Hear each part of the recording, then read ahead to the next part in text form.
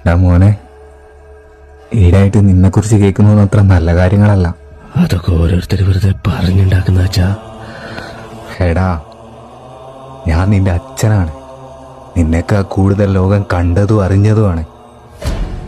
അത് നീ മറക്കണ്ട.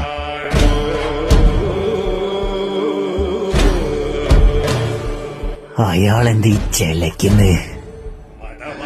അച്ഛനാ? അച്ഛനല്ലേ, ദൈവമൊന്നുമല്ലല്ലോ.